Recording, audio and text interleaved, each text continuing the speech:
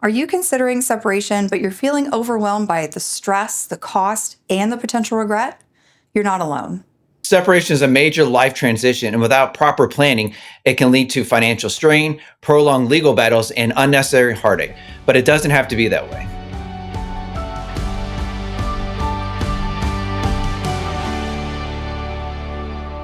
Hi, I'm Rebecca Malone with Melone Hatley PC. We are your partner in divorce. Today I'm joined by our COO, Dan Cuneo, and we're going to be discussing separation and some of the issues that come along with it. In this video, we'll be talking about how proper planning can save you that stress, the money, and long-term regret. From understanding your legal rights to financial preparation and effective communication, we're going to guide you through the steps to make your separation as smooth as it can possibly be. So Dan, why would you say separation leads to stress and regret? Many separations turn stressful and costly because people rush into decisions without a plan. And it's so important. But I feel we need to talk about some common pitfalls. And there's a few that come to my mind. One of them is emotional decisions, which could be disastrous in the sense that it can lead to financial instability and poor legal outcomes. Also, we have to take into consideration that you need to know exactly what's going on. So misunderstanding legal rights can result in unfair decisions, unfair divisions of property, or spousal support arrangements that you may or may not be happy with. Also, proper planning prevents poor performance. We say this all the time. And really, lack of a clear plan leaves both parties feeling unprotected and overwhelmed. Right. I would say I've seen a number of our clients where they thought they had an agreement, they thought what they were doing was fair, and then they found out several months later, maybe even years later, that what they did was actually not right, and they were actually entitled to significantly more. When someone is tied up in this emotion, they might just be looking for an easy way to just right now, we can part ways. I'll go away if I don't have to pay you any spousal support, right? I'll go away if you won't touch my retirement account. And you say, fine. Based on the emotion in that moment, you're willing to take what's ultimately a bad deal because you're desperate to get out of a bad situation. So that can have long-term lasting impacts on your finances, on your mental health, on everything, right? And so you never want to make these decisions when you're just in the heat of the moment and you're too emotional to really consider all of the long-term effects. Are there situations that you've seen where a client has really agreed to a bad division of property or a really, really terrible spousal support arrangement because of emotion? There are, and unfortunately, if there's already an agreement in place, it's hard to get out from underneath it or even modify it. Because a lot of times, once that agreement is agreed to, you can't go back and change it. And so always having that clear understanding of what your risks are is so important, because what you may think is good now could turn out to be a bad decision down the road, and emotions do get in the way. And it's with property, it's with finances, it's with custody. There's so much involved to where it's hard to make decisions just based on emotion, that you need to speak with an experienced professional to make sure that you clearly understand exactly what not only your rights are, but what risks are associated with any proposal that's presented to you. Right. So when you're talking to an attorney's going to help you take that emotion out of the picture and look at the hard facts. This is the dollars amount that we're dealing with. This is the property that we're dealing with. This is what, a court is potentially going to do. And this is what you're entitled to. And then you can make a much more level-headed decision that's going to be right for you and for your family in the long term, rather than just, this is what's hurting me right now, and this is what's painful for me to deal with right now. Right. When we talk about the key steps to proper planning, what would you say is step number one for someone to understand, okay, I'm going to be facing a separation. What is the very first thing that I need to do? The very first thing would be understand your legal rights. And what I mean by that is, a lot of times these situations involve complex legal issues, which could deal with property, which could deal with finances, which could deal with debt, which could deal with custody if there's children involved. And so you really need to know exactly what does all that mean. And in order to really fully understand, you need to go talk to an experienced professional that you can lay out what the situation is, get as much clarity as possible so you can make the right decision. Right. And then step two always needs to be to assess your financial situation. Too often we see clients that get into a really bad situation because they're trying to do, again, something tied to emotion. They're trying to move out. They're trying to get, go and get an apartment, and now they're stuck paying for two households. They're going and, maybe quitting a job or taking a different job or moving. So really assessing those finances up front. What does, both of our incomes look like? What are all of our household expenses? Who's going to be responsible for what as we move forward? Is it viable for one of us to move out and either get another house or get an apartment? How does this fit in financially? Right. And those are good points because one of the things that we always advise our clients is get those documents. So you want to make sure that you're securing bank statements. You want to make sure that you're securing tax returns. You want to make sure you're securing any loan statements that are out there. Maybe you get statements with any investment accounts that you have. Just try to take inventory essentially of what your financial picture looks like from assets to debt. And that will help with a little bit of clarity. But you can also provide those documents to your attorney during your consultation to determine really what makes the best sense for you. Right. So now the next step is a really tough one, and it's dealing with custody and parenting plans.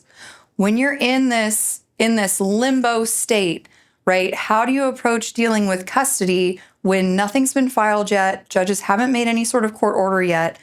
Where do we start? How do we start that? It really starts with making sure you have a clear parenting plan. And that sounds as very simple, but it's actually very complex. And what I mean by that is in a parenting plan, you're going to outline the days and the times that each parent sees the children. But you really want to get it as specific and granular as possible because the more clarity you have or the more specificity you have in these parenting plans, it's really going to hopefully cut back on a lot of stress, a lot of anxiety, the emotions, and most importantly, make things as hopefully as easy and efficient as possible when you're dealing with the transition for visitation. And if not, then you may have to seek legal intervention, which is going to increase costs, which is going to increase that emotional stress and the financial strain that is associated with that. So the more clarity and the more specificity you can have in a parenting plan, the better off you're going to be. Right. And so again, you don't want to jump to trying to move out, and now you've just taken yourself out of the custodial picture if you don't have a visitation plan in place, right? And the other parent equally, they don't know what the new setup is. Is your new place appropriate for the children to come over, for them to spend the night? Are they going to be comfortable there?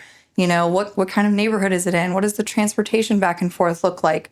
So again, you don't want to jump to these conclusions and say, oh, I just need to move out. I just need to get my own place. I need to, I need to be somewhere other than here, because you really could be undermining your custody case at the same time.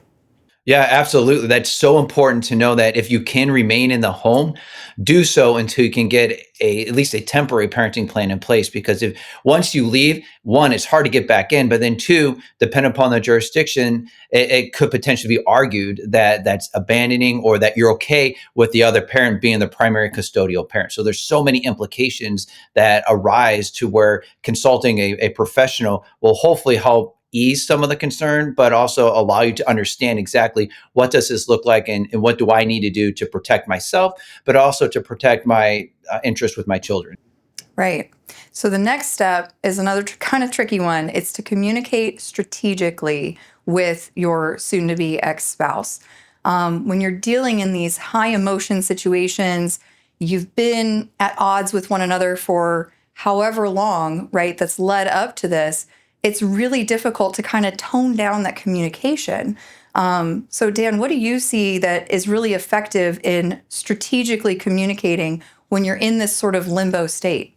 Always keep it about the children. Make sure that the primary focus is going to be what is in the best interest of the children. Also, you want to make sure that when you're communicating, make sure it's in writing because you have document proof of exactly what was transpiring and what that communication was.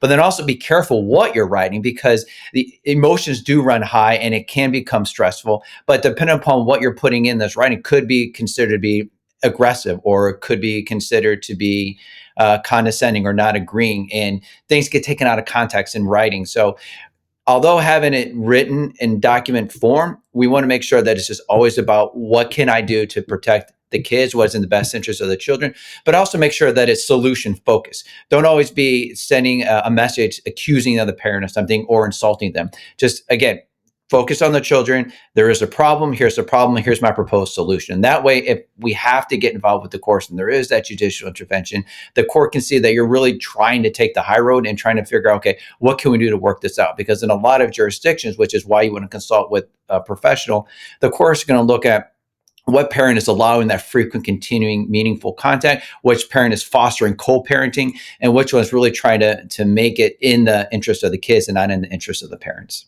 Right. So we always want to make sure that our communication is calm and professional. And I don't remember where the quote comes from, but there's a quote out there that says, write every email like it will be read aloud in court one day. Right. And at no more time is it more applicable than when you're going through a separation. You want to be very careful with what you're posting on Facebook, what you're putting out there on social media.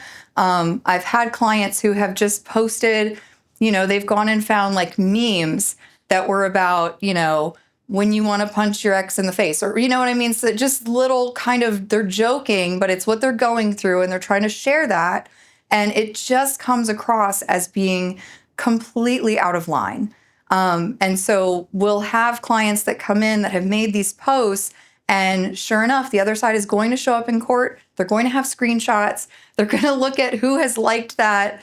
And so you really need to be careful with your communication, even that indirect communication, to make sure that it is calm and professional as much as possible. And sometimes that means closing the computer, turning off the cell phone, walking away, taking a break, and coming back to it later. Absolutely. That's excellent advice, because not only do you need to pay attention to what you're posting, but to your point, what you're liking, because that could potentially substantiate any allegations or claims against you. But then also, I always advise clients, remember what's in the background too. Because if you're taking a photo, you don't want all of your photos to have a background of alcohol or other substances to where there could be a negative inference taken from that. Or again, substantiating any potential allegation or claims against you. So you have to be very careful. You don't want to close any social media accounts, because a lot of times I feel clients come in and say, well, I'll just shut everything down. Well, no, you don't want to do that. You just may not want to be active anymore, but you definitely don't want to close out any accounts or delete any, because that could lead to potential ramifications that would harm your case. So again, going back to what we've been discussing, make sure you're talking to a professional about these things. Right. So the bottom line here is that proper planning prevents poor performance. Separation does not have to mean stress and regret. As long as you're taking these steps and making a proper plan, you're going to be protecting yourself financially, legally, and emotionally. If you're considering separation, contact Melone Hatley today. Our experienced family law attorneys can guide you through every step of the process and help you plan for a secure and confident future.